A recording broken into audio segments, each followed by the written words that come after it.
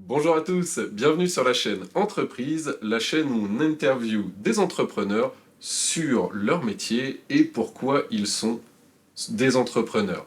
Aujourd'hui, on va ouvrir un petit peu notre concept parce que les entrepreneurs ont aussi besoin d'aide pour pouvoir travailler dans les meilleures conditions. Et on interviewe aujourd'hui un acteur économique local extrêmement important pour tous les entrepreneurs, qui est l'OBC.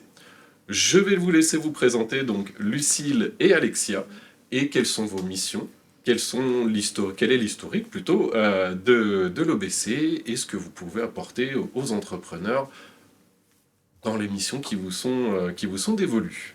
Ok. Ce que je vous propose dans un premier temps, c'est de vous présenter. Donc tu es à ma gauche, Lucille, Ouais. donc je te laisse te présenter en première et après on finit avec Alexia. Ça marche. Ça marche. Et bonjour Pierrick et merci de votre accueil. Donc moi je suis Lucille Marcignac du service développement économique de l'OBC, de l'Oustabrosseliandre Communauté. Et donc je suis responsable du service développement économique et mes missions globalement c'est d'accueillir les entreprises sur le territoire et de les accompagner. Enfin c'est la mission de toutes les personnes du service. Et moi je vais être particulièrement sur le grenier numérique que j'expliquerai peut-être après plus Tout en à fait. détail. Et sur la commercialisation des terrains sur les parcs d'activités pour que les entreprises puissent s'installer. Ok. Ça, c'est les missions dont je m'occupe particulièrement. Tes missions les plus importantes. C'est les ouais. plus importantes, mais sinon, on a tous la mission d'accueillir le public, primo-accueil des porteurs de projets, de les renseigner, peu importe ce qu'ils souhaitent, et puis de l'animation économique générale, comme des événements comme celui où tu étais jeudi. Tout à fait, une belle On pourra conférence. parler aussi après si tu veux. Et ouais, voilà, beaucoup d'animation et primo-accueil qui nous prennent aussi pas mal de temps. Et Merci je à vais vous. laisser Alexia se présenter. Merci pour votre accueil. Merci à vous. Du coup, moi je fais partie de l'équipe de Lucille, je suis chargée de développement économique, mais je suis arrivée au sein d'OBC sur un autre poste, sur un poste de manager de commerce. D'accord. Du coup, j'ai un peu une spécialité en lien avec le commerce. Mais sinon, mes missions reviennent un peu à ce que Lucille a dit. Donc, c'est accueillir tous les porteurs de projets et les entreprises, que ce soit pour faciliter les démarches ou pour faire le lien avec les différents interlocuteurs sur le territoire. Donc, les élus, les partenaires aussi avec qui on travaille. Et puis, parmi mes autres missions, au-delà de l'accompagnement, le primo-accueil et l'accompagnement des porteurs de projets, il va y avoir aussi la partie aide financière, donc avec le pass commerce et artisanat dont on pourra reparler aussi après. Et puis il y a aussi tout ce qui est gestion locative, d'espaces locatifs.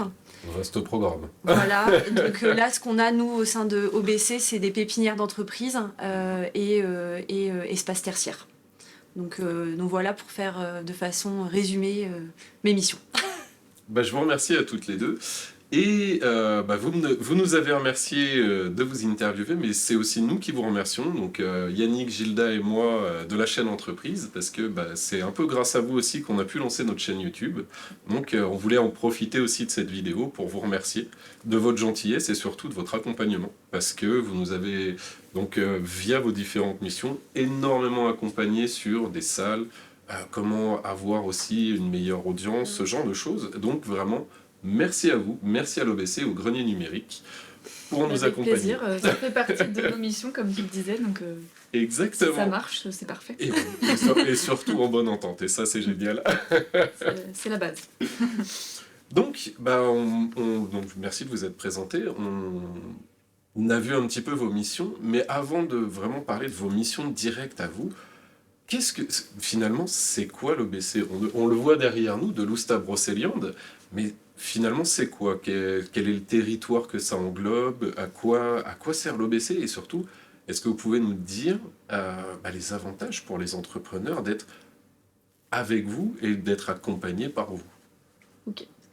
Et si tu veux, je commence par c'est quoi OBC et je te laisserai sur les avantages de notre accompagnement. Allez. Donc OBC, de l'Oustabrosseliande Communauté, c'est vrai que c'est un nom un peu étrange que les gens ne connaissent pas forcément. Donc c'est le nom du territoire sur lequel on est là, qui va on va dire de Baignon pour le plus vers Rennes, à Lagacy pour le plus vers Redon, et Saint-Guillaumard, Séran, Malétroit pour la partie plus vers Vannes, pour que les gens puissent situer un peu.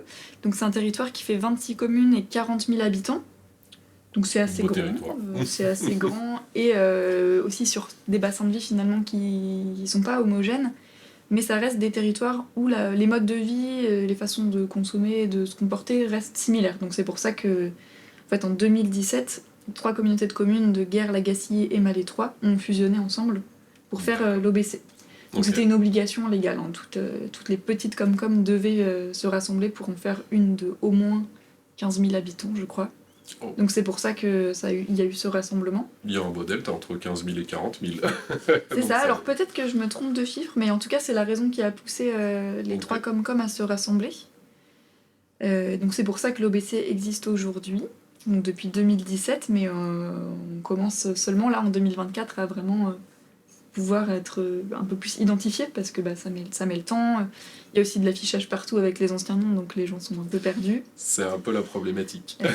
Donc voilà, OBC c'est un territoire avec donc, des élus, des techniciens. On est environ 250, 280 agents. D'accord. Pas tous au service éco, on n'est que 3. Oui.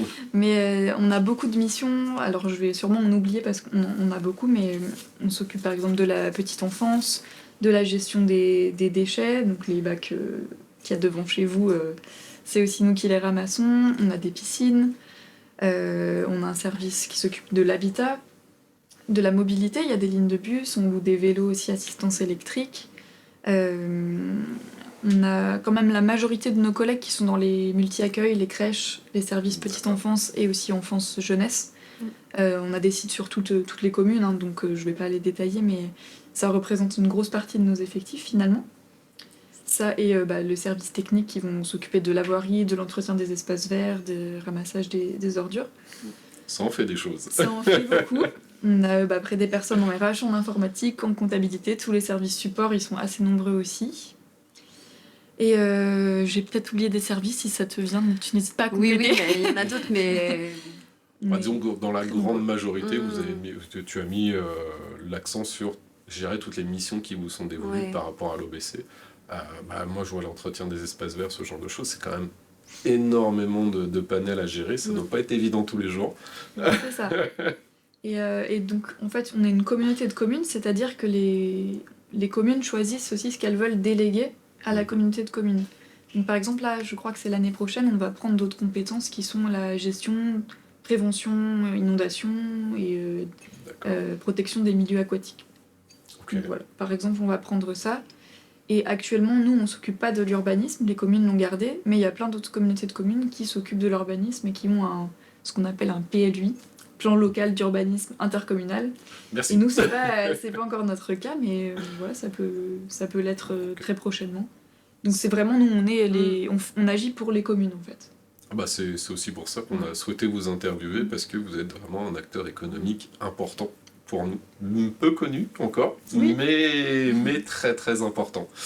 Donc, on se disait justement avec Alexis, on n'arrivait pas à trouver un mot pour définir ce qu'on faisait, mais on s'était dit quoi, le liant. On est le liant, Ouais, on l'huile dans les roues, facilitateur, ouais. l'huile dans les rouages. Ouais.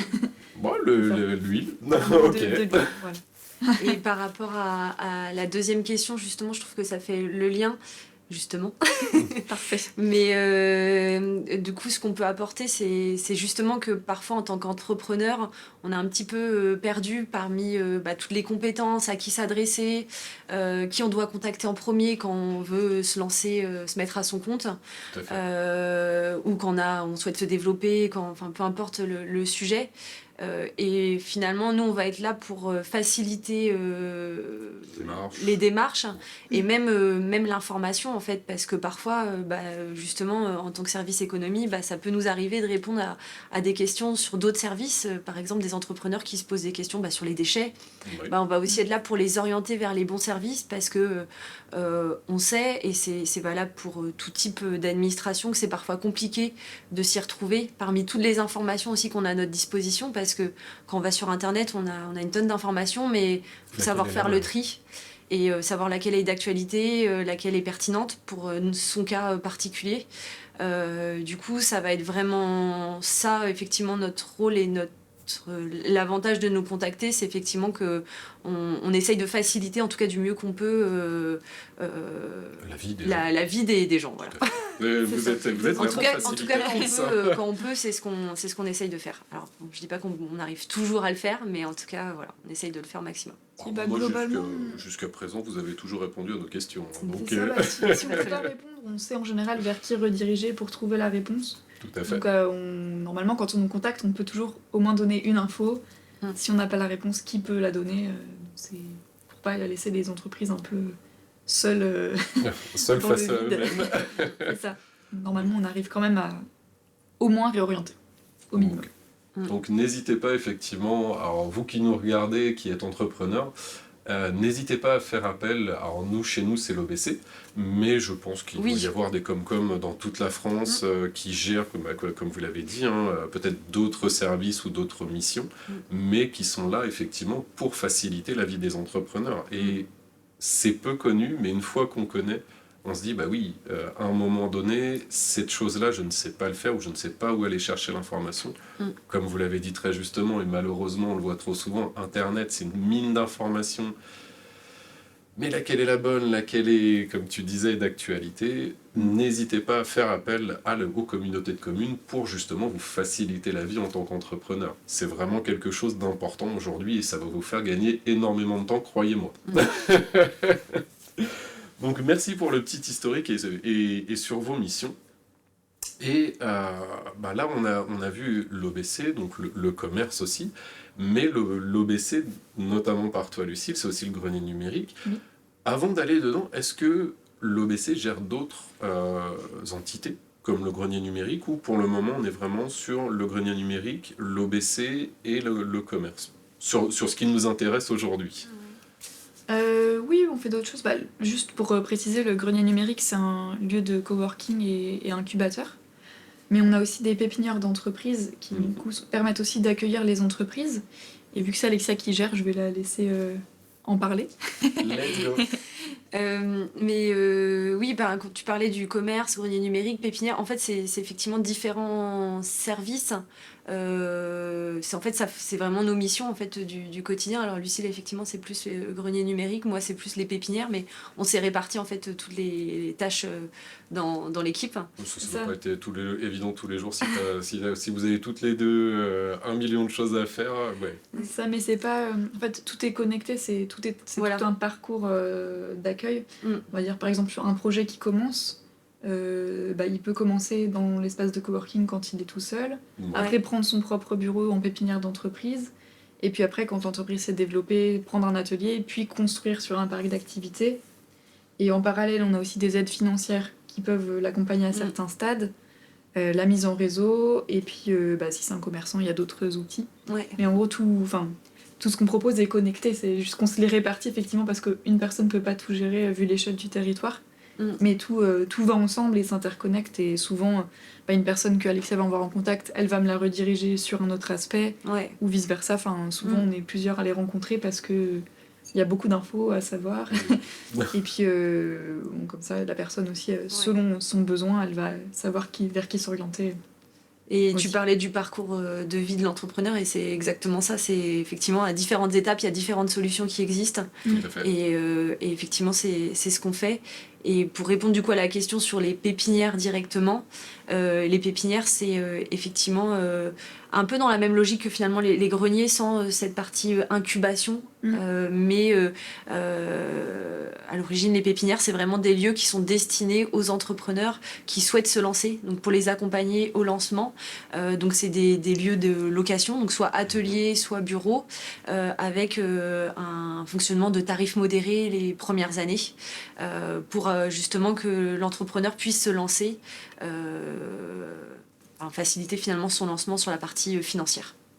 Okay. En ayant un espace qui puisse l'accompagner, comme je disais, avec des tarifs progressifs sur les 3 premières années, et puis on passe sur des tarifs classiques au-delà de la troisième année. Ce qui est normal, il faut lancer, et ensuite la personne fait aussi son travail pour justement développer son activité. Voilà.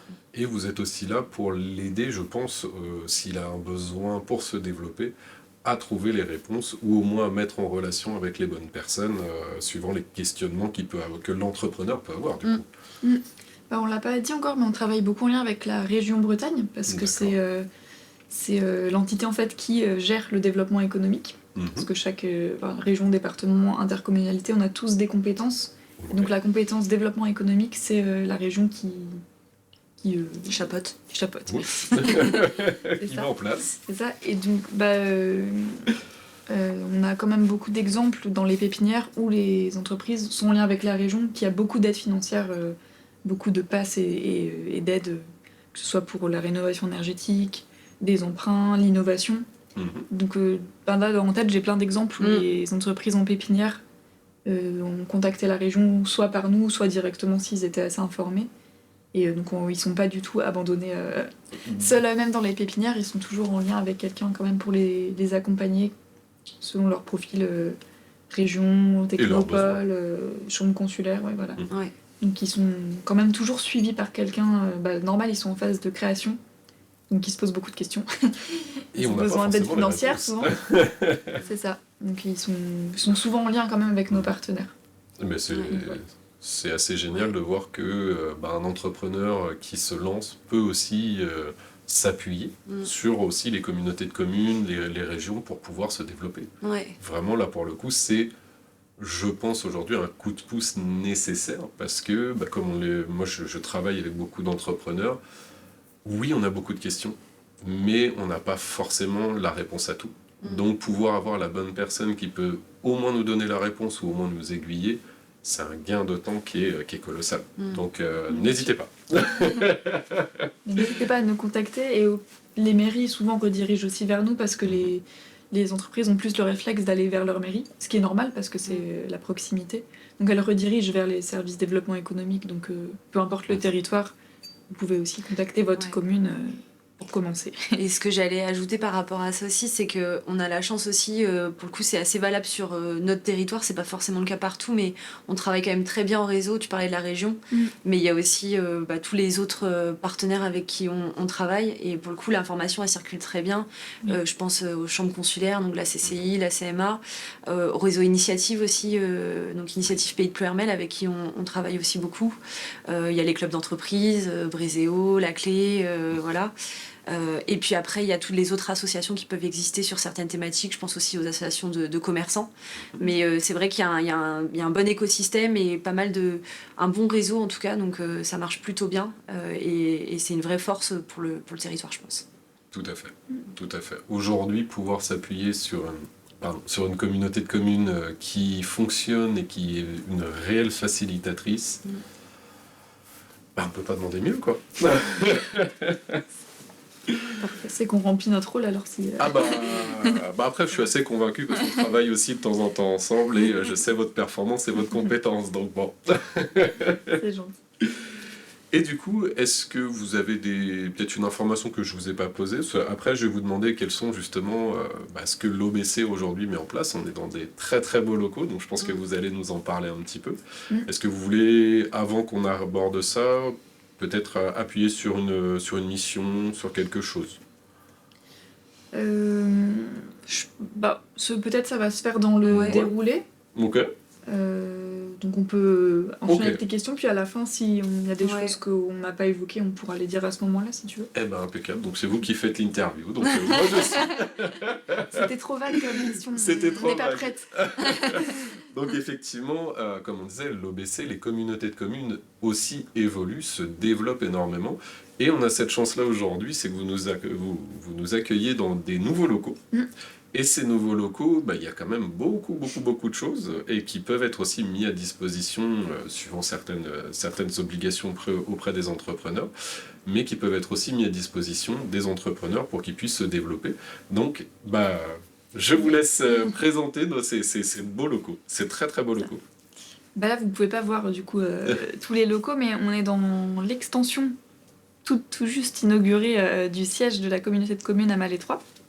Donc là, juste à côté, il y a un amphithéâtre de 70 personnes qui pourrait être mis à disposition des entreprises. Je connais pas encore les conditions parce que c'est tout nouveau, mais je pense qu'en janvier 2025, on en saura un peu plus. Donc on a pour l'instant fait seulement une soirée à destination des entreprises dedans et un conseil donc Très belle communautaire. soirée. Très belle soirée. C'est une soirée assez sympathique sur la cybersécurité. Tout à fait. Et donc par exemple, je pense à Bréséo, dont vous faites partie tous, qui a peut-être besoin de salles occasionnellement. Donc cette salle pourrait être mise à disposition, par exemple, des entreprises. Comme c'est le cas déjà dans les greniers numériques, où on a des salles de réunion qu'on met à disposition gratuitement des réseaux d'entreprises. Tout à fait. Puisque, comme on disait, c'est un peu le but de faciliter la mise en réseau des entreprises. Donc concrètement, les clubs d'entreprise, c'est un acteur parfaitement complémentaire avec nous. Et on a de la chance d'avoir des clubs, parce qu'il y a des territoires où il n'y a pas de club, ou alors ils ne sont pas aussi développés. Donc nous, on a de la chance avec Bréséo et la clé que ce soit le cas. Et on bouge beaucoup et on travaille beaucoup ensemble. En plus. Donc c'est très agréable, effectivement. Donc voilà, cette salle pourra servir bientôt, cet amphithéâtre, aux entreprises. Et sinon, les greniers numériques pourront toujours aussi vous accueillir sur Guerre et la Gacilly. Complet. Donc c'est bien, parce qu'on n'avait pas de grenier sur le secteur de Malétroit. Donc maintenant, il y a cette salle-là, donc on aura aussi une proposition ici. Et c'est super. C'est vrai que ça manquait. C'est vrai qu'on nous demandait souvent. Ouais. Ouais. Parce que c'est un des 3 bassins de vie. Donc, Puis un gros bassin, c'est vrai, sur Loust, où Malétroit, c'est quand même une belle activité, et surtout énormément d'entrepreneurs. Donc avoir une salle à disposition comme ça, suivant les modalités qu'on nous connaîtront en janvier, je pense qu'on essaiera aussi, nous, de faire une action auprès de nos clubs d'entreprise et d'entreprises de notre chaîne YouTube pour aussi diffuser un maximum l'information. Super. Ouais, on la diffusera au club d'entreprise, bien sûr, dès que tout est décidé. Là, c'est trop nouveau. Encore. Ok. Alexia, tu voulais rajouter ? Pas forcément sur les locaux, mais je sais pas si la question de ce que peut proposer, en tout cas, la communauté de communes, si on est sur une question plus large. Vas-y. Vas-y. Au contraire, allons-y. Non, mais par rapport à ce qu'on peut offrir, on a beaucoup parlé des services qu'on peut offrir. Là, effectivement, on est sur des choses un peu plus tangibles, la location de salles. Il y a aussi, du coup, quand même, les aides financières, et notamment le pass commerce et artisanat. Je sais pas si tu connais. Alors, je connais, mais je pense que tu vas m'expliquer bien mieux que moi. Donc le pass commerce et artisanat, c'est une aide financière qui est cofinancée avec la région à 50% et donc OBC les 50% autres. Et donc c'est une aide financière qui vient aider les entrepreneurs, surtout dans le commerce et l'artisanat de proximité. Donc c'est-à-dire des commerçants, des artisans qui font l'essentiel de leur chiffre d'affaires avec une clientèle de particuliers. Et cette aide financière, elle vient aider à la création, au développement, à la modernisation, donc pour financer des investissements en lien avec l'activité. Donc ça peut être soit des investissements pour un local, donc rénover un local, créer une nouvelle enseigne, créer un site internet, meubler son local, ou si je prends le cas d'un restaurateur, équiper sa cuisine, voilà. Donc c'est une aide financière qui est assez large. Là aussi, il y a des critères d'éligibilité, mais du coup, moi, au niveau de la communauté de communes, je suis le contact pour le pass commerce artisanat, donc faut pas hésiter à me contacter. Tout à fait. Et voilà, et donc ça, c'est une aide financière qui peut apporter un bon coup de pouce, puisqu'en termes de montant, c'est jusqu'à 7 500 € d'aide. Oui. En fait, ça finance 30% des investissements entre 6 000 et 25 000 €. Donc en fait, ça fait 7 500 € d'aide au maximum. Donc c'est un bon petit coup de pouce. C'est un vrai coup de pouce. C'est ça, c'est une subvention. La plupart des autres aides, ça va être des prêts à taux zéro, qui est quand même intéressant. Mais là, subvention, c'est vrai qu'au démarrage, c'est quand même vraiment... Façon de parler, on n'a coup de pouce, pas à le devoir après, quoi. C'est ce qui va nous permettre, justement, comme vous l'avez dit, d'avoir le coup de pouce sans se dire, ah mince, à un moment, il faudra rembourser ou quoi que ce soit. Là, c'est quelque chose qui va vraiment développer notre activité pure et dure. Exactement. Et c'est vrai que c'est un vrai facilitateur pour les entrepreneurs. Puis il y a quand même beaucoup vu que c'est commerçants et artisans, il y a quand même pas mal d'entreprises qui sont éligibles. C'est assez varié, en plus, les activités. Oui, il n'y a pas que des restaurateurs ou... Alors oui, justement, oui, est-ce que tu peux nous donner au moins des secteurs d'activité qui pourraient être éligibles à ce type de subvention? Alors c'est du coup assez large, parce que du coup on couvre effectivement, comme je disais, tout le commerce et tout l'artisanat de proximité. La nuance proximité, c'est vraiment le fait d'avoir une clientèle majoritairement de particuliers. Ok. Et d'avoir aussi, c'est pas pour des activités qui sont à domicile, mais si on prend l'exemple d'un centre-bourg, c'est quasiment tous les commerçants qui peuvent s'installer en centre-bourg, mais dans l'artisanat, ça peut être aussi un maçon, un plombier, un électricien, voilà, c'est quand même assez large. C'est vraiment la clientèle qui va définir l'éligibilité. Et le pass commerce artisanat, c'est du coup une subvention qui est disponible dans quasiment toute la Bretagne, toutes les collectivités, toutes les communautés de communes la proposent. Mais nous, ici, on est sur un territoire plutôt rural. Donc là où sur des grandes villes, par exemple, il va y avoir une distinction entre le centre-ville, où il va y avoir par exemple que le centre-ville qui va être éligible. Nous, on a assez peu cette distinction ici parce qu'on n'a pas un nombre d'habitants qui permettrait de mettre, enfin qui obligerait en tout cas à mettre des critères plus importants. Donc c'est vraiment assez ouvert. Bien sûr, il y a des critères, mais les entreprises peuvent être assez largement aidées. Ok. Voilà. Donc, quand on disait que vous étiez facilitatrice, on mentait pas. Hein. Donc, si je résume un petit peu, donc vous vous occupez pour les entrepreneurs de les aider financièrement, de les aider dans leur création d'entreprise, de les aider dans leur développement, que ce soit par le biais de locaux, par le biais aussi d'accompagnement et surtout aussi de bons conseils. Et facilitatrice aussi, si vous n'avez pas la réponse, ce qui est normal, vous connaissez la personne qui pourra aider l'entrepreneur. Ouais. Est-ce que c'est un bon résumé? C'est Oui, très c'est ça. bien résumé. Juste pour préciser, nous on fait pas vraiment l'accompagnement poussé, par exemple comment faire un business plan, comment gérer son entreprise. Nous vraiment on va plus réorienter et ça va être les partenaires des chambres consulaires notamment qui vont le faire. Nous c'est plus au stade avant quoi. On ne fait pas un accompagnement vraiment d'entreprise parce que on n'aurait pas le temps. Même ça peut être très, très intéressant. C'est un autre métier. On se place un peu plus avant cette étape-là. Quoi. Ok. Pour que ce soit un peu plus clair. Eh bien écoutez, on arrive, je pense, quasiment à la fin de l'interview. Ah non, j'ai encore plein de choses à dire. Ah au contraire, tu vois, j'allais te poser la question. Est-ce que je n'étais pas posé une question à laquelle tu souhaitais répondre? Tu l'as posé, c'est sur le grenier numérique, mais je l'ai dit très vite fait en prévoyant d'y revenir après. Donc je vais juste expliquer un peu plus ce que c'est, si c'est ok. La caméra est à toi. La caméra est toujours là. Donc on a dit qu'on accompagnait les commerçants, mais on n'a pas encore parlé de l'innovation. Et c'est quand même un cas de figure particulier où les acteurs traditionnels ne peuvent pas forcément accompagner. Alors maintenant, il y a les technopoles qui se sont développés et nous on travaille en lien avec la technopole de Vannes qui s'appelle VIP, qui nous aide justement au grenier numérique à accompagner les projets innovants. Donc ce lieu, le grenier numérique, ça a été créé en 2014 quand même, ça a 10 ans cette année. Bon anniversaire le grenier numérique. Donc ça a été créé avant OBC, donc c'est l'Agassi qui a souhaité mettre ça en place en partenariat avec le groupe Rocher. Pour justement dynamiser l'entrepreneuriat et l'innovation sur le territoire.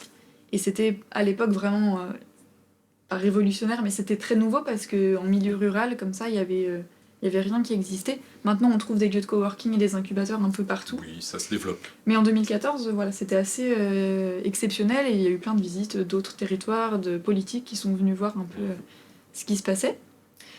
Donc depuis, en 2017, il y a un autre lieu qui a ouvert à Guerre que vous connaissez bien puisqu'on voit sur vos tournages. Et maintenant, c'est aussi du coworking. Donc à la base, ça avait été créé en tant qu'incubateur, c'est-à-dire accompagner les porteurs de projets innovants. Et le groupe Rocher avait mis beaucoup de cadres de son entreprise à disposition pour accompagner les projets. Donc aujourd'hui, ils sont un peu reculés du projet, c'était vraiment pour le lancer. Et en fait, moi, je suis arrivée en 2018 à OBC sur ce poste vraiment de dynamiser les greniers numériques. D'accord. Parce que les tiers-lieux, ça marche bien quand il y a un peu de monde, un peu de vie. Mais il faut au début lancer un peu ça, communiquer, qu'il y ait de la vie sur place, de l'animation. Donc aujourd'hui, c'est atteint parce qu'il y a pas mal de personnes en coworking. Du coup, il y a toujours quelqu'un sur place là quand on y va et donc il y a une vie locale. Totalement. On va dire, donc ça s'entretient. Donc je suis moins présente dans les greniers numériques maintenant. Mais ça a beaucoup évolué depuis le début parce que le coworking n'était pas du tout envisagé par les élus à la base. Mais il s'est trouvé qu'il y a eu beaucoup de demandes de la population. Après, il y a eu le Covid et aussi plein de gens qui ont commencé à télétravailler, mais qui supportaient pas d'être tout le temps chez eux avec C'est pas leurs évident. enfants, C'est leurs pas enfants, évident. leurs chiens, tout ça. Pas de connexion internet, Gros problème. gros problème. Ouais. Et puis pas de collègues surtout. Donc c'est pour ça que ça s'est bien développé ces dernières années, à Guerre comme à Lagacilly, et que plein de gens viennent travailler dans ces lieux-là. Et peut-être à Malais 3 aussi. Et bah, Ah bien, c'est un futur axe de développement. Il y a un projet qui s'appelle Pulp, qui est porté par une association de développement de coworking à Malais 3, donc à suivre. À suivre. Ce sera pas nous parce qu'on n'a pas de locaux sur la commune, mais c'est pas pour autant qu'il y aura pas de privé qui va s'y installer, parce qu'il y a un besoin aussi. Enfin, toutes les petites villes pourraient avoir un espace de coworking.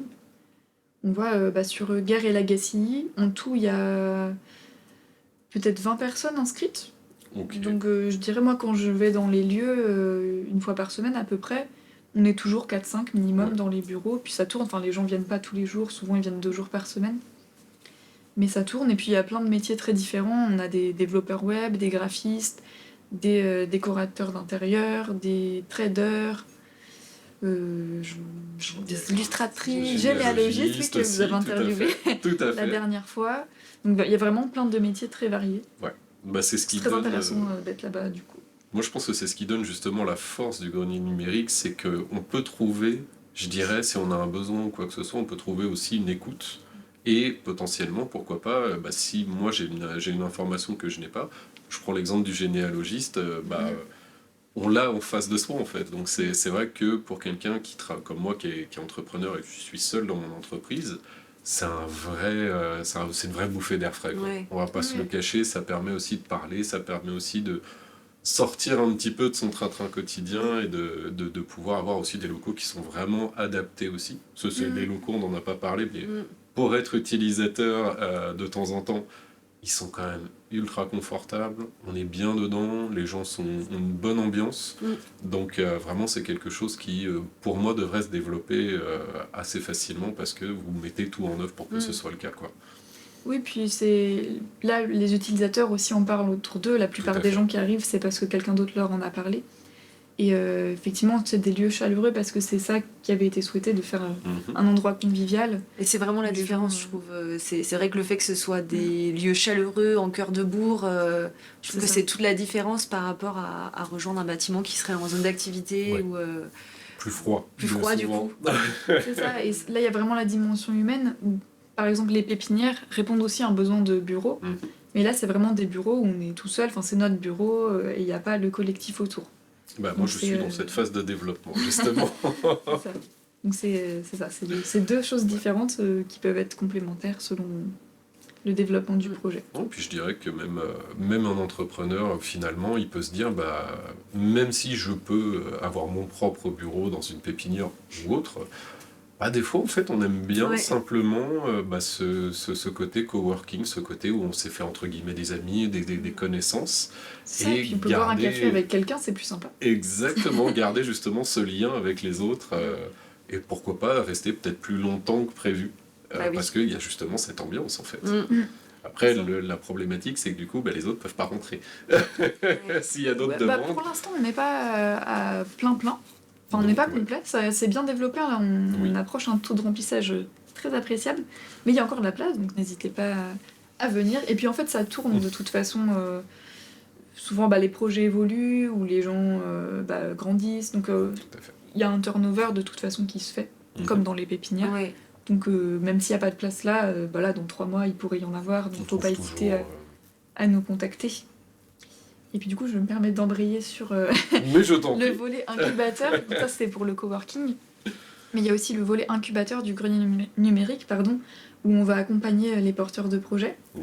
Donc là, ça va vraiment s'adresser aux personnes en démarrage dont l'entreprise n'est pas créée, qui se posent un peu des questions et qui ont un projet innovant. Donc innovant, c'est le seul critère, mais faut pas non plus avoir peur. Innovant, ça veut juste dire quelque chose qui n'existe pas sur le territoire. Il n'y a pas besoin d'avoir des drones ou des robots, c'est innovant au sens très large. Et vu qu'on sait que ces projets ont parfois du mal à trouver de l'accompagnement auprès des partenaires classiques, vu que c'est une activité qui n'existe pas encore, donc on ne sait pas trop la clientèle ou le marché, on s'est dit que nous, on pouvait essayer de les aider avec des mentors. Donc des mentors ou des parrains, si vous préférez, ça va être des personnes qui ont eu un projet, qui ont été accompagnées par le grenier avant, et qui du coup vont pouvoir partager leur expérience, se dire bah moi là quand j'ai eu ce problème j'ai contacté telle personne, ou je l'ai résolu comme ça, donc c'est vraiment du partage.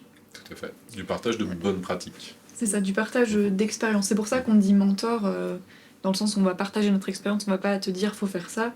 C'est plus moi j'ai fait comme ça, voilà tu fais comme tu veux, mais par rapport à ce que tu me dis ça va...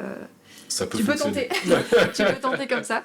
Et il y a aussi la Technopole VIP qui nous accompagne parce que elles connaissent, enfin je dis elle parce que c'est une fille, Mathilde, voilà, qui est interlocuteur. Elle connaît très bien toutes les aides qui peuvent être débloquées pour l'innovation. Il y a beaucoup d'aides financières qui peuvent être débloquées sur ce sujet-là, qui sont gérées par la région et les Technopoles. Donc elle connaît très bien, donc c'est pour ça elle peut tout de suite orienter vers ces aides-là s'il y a des possibilités de financement. Tout à fait. Donc ils font partie des mentors. Et une dernière chose qu'on fait aussi au grenier pour aider les porteurs de projets, c'est des ateliers. Donc je sais pas si tu es déjà venu au grenier pour les ateliers. Pas encore fait d'atelier. Pas encore. Pas encore. Mais on fait régulièrement des petits ateliers sur des thèmes.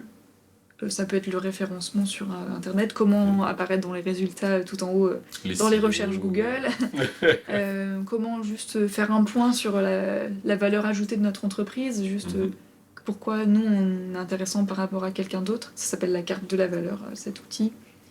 Il y a aussi le le Lean Canva, Business Canva, voilà. Business Il y a plein Canva, d'outils ok, dont je m'emmène un peu, mais qui servent à reposer sur un papier en fait qu'est-ce qu'on fait, en quoi on est différent. Et souvent les entreprises qui démarrent ont besoin de ces outils-là. Tout à fait. Et on peut les trouver sur internet, mais c'est plus sympa quand quelqu'un nous aide à le remplir. Donc ça, on fait au moins une fois par an un atelier là-dessus au grenier numérique, parce que c'est vraiment la cible, c'est les porteurs de projets qui démarrent. Donc, au moins une fois par an là-dessus. L'an dernier, on avait fait sur la propriété intellectuelle, il y a l'INPI qui est venu présenter un peu comment, si on a une marque ou des brevets, comment on fait pour les déposer, pour les protéger. On avait dû faire l'année d'avant sur la prospection commerciale, comment on fait quand on n'est pas très à l'aise avec le démarchage, comment on fait pour quand même en faire et que ça nous corresponde. Je dirais que l'entrepreneur, aujourd'hui, s'il est seul, il doit savoir tout faire. C'est ça. Avoir souvent, ce le démarchage commercial, c'est pas ce qu'ils aiment. Donc voilà, on tourne un peu tous les ans, on fait des thèmes différents, donc je sais pas ce que ce sera l'année prochaine. Ça dépendra des besoins. Moi qui présenterai, on ne sait pas. Peut-être. Ça dépend un peu des besoins des personnes qui sont dans les locaux. On fait un peu un sondage de voir ce dont ils auraient besoin et on adapte. Après, c'est ouvert à tout le monde. Chaque fois, on envoie l'invitation à tout le monde via notre newsletter réalisée par Alexia, à peu près mensuel.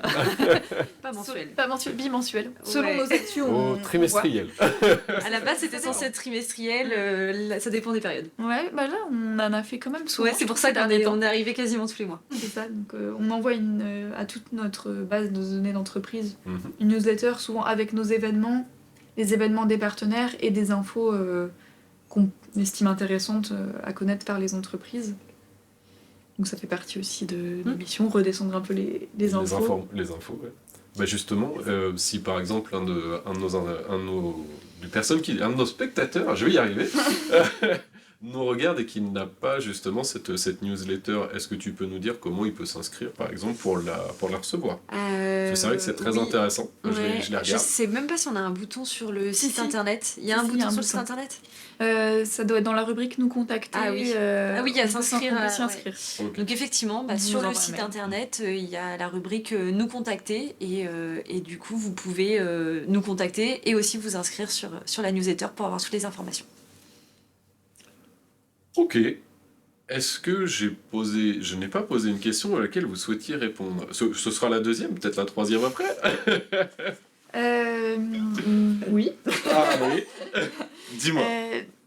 Juste pour dire un mot peut-être sur les parcs d'activités, qui est du coup un peu le dernier maillon de ce qu'on peut proposer dans l'accompagnement des entreprises. Donc OBC a plusieurs parcs d'activités, on doit en avoir une vingtaine au total. Donc il y en a pas mal qui sont déjà complets, donc je vais pas en parler. Mais il nous en reste notamment à Guères, au Valcoric, en bord de Quatre-Voies, et à Serran, en bord de Quatre-Voies aussi, au Gros Chêne. On a aussi à Augan et à Lagacilly, donc on a quand même quelques parcs où il nous reste des terrains.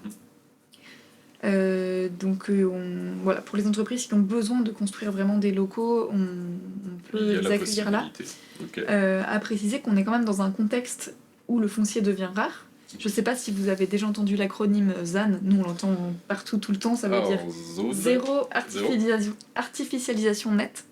Donc ça c'est toute une politique nationale où en gros d'ici 2030 on doit réduire de 50% notre artificialisation, c'est pas facile celui-là, des sols. Et d'ici 2050 c'est zéro, plus le droit. Donc il va falloir prioriser si on a besoin de... C'est ça, donc en gros, avant on disait oui à tous les projets qui voulaient s'installer parce qu'on a beaucoup de foncier disponible. Maintenant c'est plus le cas. On demande aux entreprises de vraiment, on leur vend le minimum. Ok. C'est fini les espaces verts autour qui servent à rien, on va dire, comme ça pouvait se faire dans les années 90, et c'est normal, on avait plein de places donc on se posait pas la question. Aujourd'hui, c'est plus possible. Donc on demande aux entreprises de vraiment nous transmettre un plan, de faire le minimum. On leur vendra que le minimum de toute façon. D'accord. Et il y a certains projets qu'on va refuser. Si par exemple faire un parking, c'est pas intéressant parce que ça artificialise. Vraiment celui-là il est dur. Non, mais Ça tu y arrives, pas de soucis. Ça artificialise une grosse partie de sol pour au final pas de création d'emplois, pas de création de bâtiments. Donc les élus souhaitent plus accepter ce genre de projet. Et puis à terme, en fait, quand on pourra plus du tout vendre de foncier, ce sera rénover les friches qui sont dans les centres-villes ou dans les communes qui existent déjà. Par exemple, sur Plecadoc, on a une grosse friche de l'usine Doux, mais il y en a plein partout ailleurs.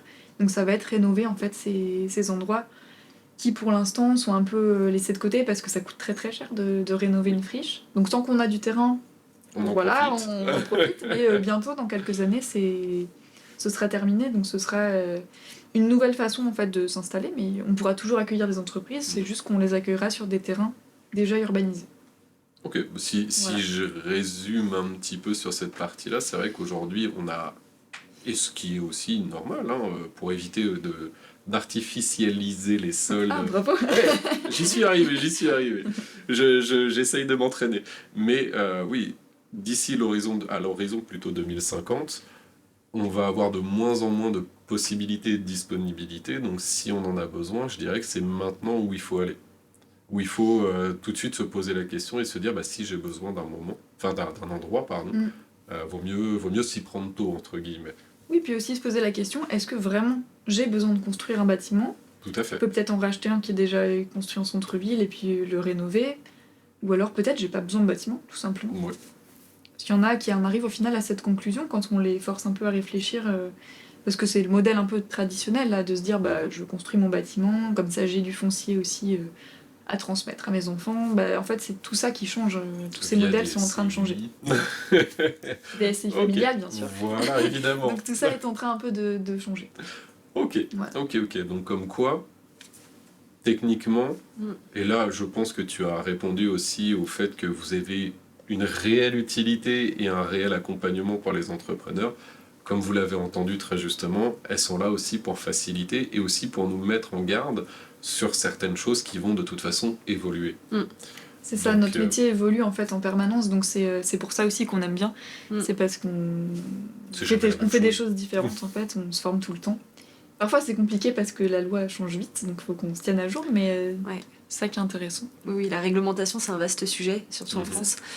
Mais effectivement ça nécessite d'être en veille permanente et de se tenir informé. Eh ben, je vous remercie. Et en plus, moi, ça m'a énormément facilité les choses parce que j'ai même pas posé de questions et vous avez mieux présenté que moi. Donc c'est génial. J'en ai encore une, s'il y a le temps. Alors, en 2 petites minutes, dis-moi. Non, c'est juste, on a une banderole derrière et je crois qu'Alexia n'a pas parlé de cette campagne c'est vrai. des commerçants. Mais je pense qu'il faudrait beaucoup plus de temps peut-être pour tout aborder. Mais effectivement, comme je disais en introduction, moi je suis arrivée sur OBC sur un poste de manager de commerce et du coup je travaille avec les commerçants du territoire. Et effectivement, la banderole derrière, c'est une campagne de sensibilisation qui a été lancée pour sensibiliser à l'achat local. Donc c'est je vis, j'achète ici. Ok. Et ça a été co-construit avec un groupe de commerçants qui ont participé lors d'ateliers d'intelligence collective.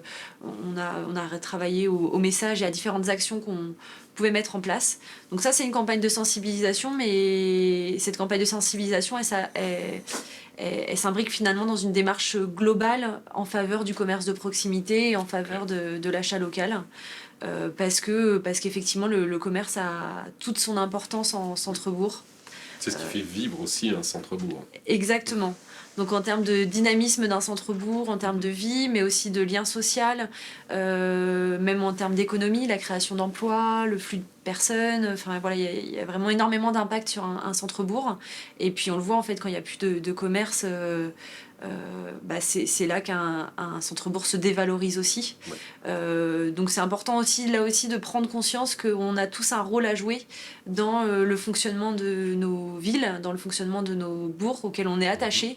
Donc c'est important aussi de jouer le jeu et cette campagne de sensibilisation, elle a été créée en ce sens pour inciter les gens à consommer local et à consommer chez leurs commerçants de proximité. Ce qui devient très important aujourd'hui. Ce qui est très important encore plus là dans cette période de fête. Donc n'hésitez pas à aller voir vos petits commerçants, ils sont pleins de bons conseils, ils ont des bons produits. Donc faites-leur confiance. Très très bon produit. Eh ben merci à toutes les deux. Merci Lucille, merci Alexia, merci à toi. Merci à Et à tout, l'OBC merci derrière la voilà. Merci au staff. Et au grenier numérique. Donc cette interview vous a été présentée donc, par Pierrick Moreau, PM Développement, Gilda Vallée, donc vidéaste et photographe, et ainsi que Yannick Daniel, donc Blue Note Coaching, donc, qui fait de la posture d'entrepreneur. N'hésitez pas à liker, à nous retrouver aussi sur Spotify, Apple Podcast et sur nos minutes de l'entrepreneur qui vous donnent des petits conseils très rapides pour chacun de nous. Et surtout, n'hésitez pas si vous avez des questions à poser à Lucille ou à Alexia dans les commentaires et on vous donnera toutes les coordonnées aussi de l'OBC du Grenier Numérique. Merci à vous, de très bonnes fêtes. Merci. Merci.